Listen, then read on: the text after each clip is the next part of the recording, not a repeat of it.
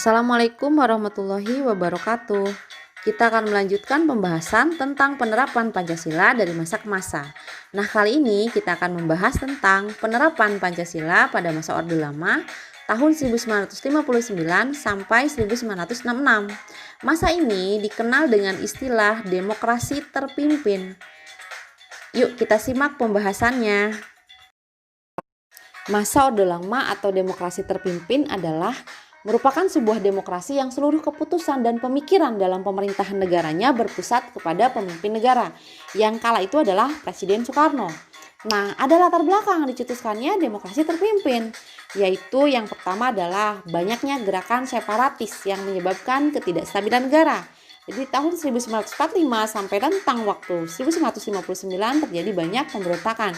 Kedua, tersendatnya pembangunan ekonomi karena sering terjadinya pergantian kabinet.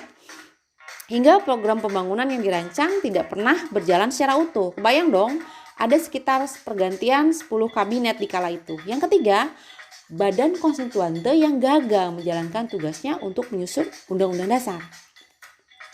Nah, maka dengan alasan-alasan itulah maka Presiden Soekarno mengeluarkan Dekret Presiden 5 Juli 1959 yang berisi yang pertama, membubarkan Badan Konstituante. Yang kedua, membentuk MPRS dan DPAS.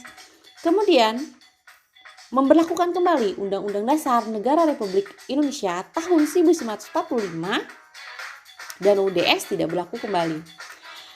Ma'arif mengatakan bahwa dengan demokrasi pemimpin ini menempatkan Presiden Soekarno menjadi pusat kekuasaan sehingga tidak ada mekanisme check and balance dari legislatif terhadap eksekutif. Nah, dari yang dijelaskan tadi maka kita dapat mengambil kesimpulan nih, ada banyak penyimpangan di masa Orde Lama atau demokrasi terpimpin ini. Kita sebutkan saja nih satu persatunya. Yang pertama, konsepsi Pancasila berubah menjadi nasionalisme, agama, dan komunis atau disingkat Nasakom.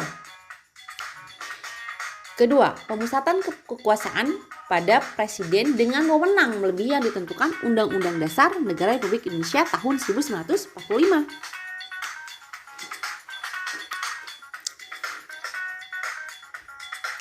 Selanjutnya, ketetapan MPR nomor 3 /MPRS /1963 mengangkat Presiden Soekarno menjadi presiden seumur hidup.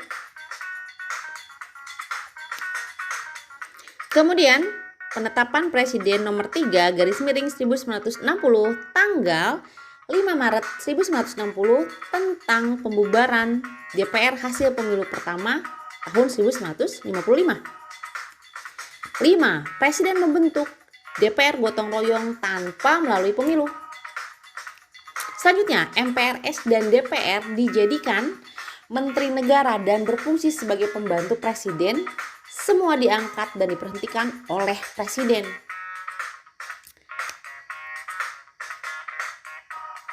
Kemudian, kebijakan politik luar negeri Indonesia yang bebas aktif berubah menjadi poros Jakarta-Peking. Ada konfrontasi dengan Malaysia dan puncaknya Indonesia keluar dari PBB.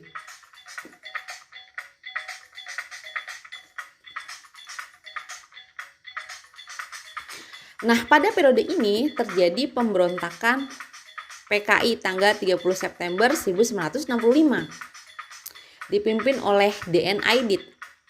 Tujuannya adalah menjadikan Indonesia sebagai negara yang berpaham komunis.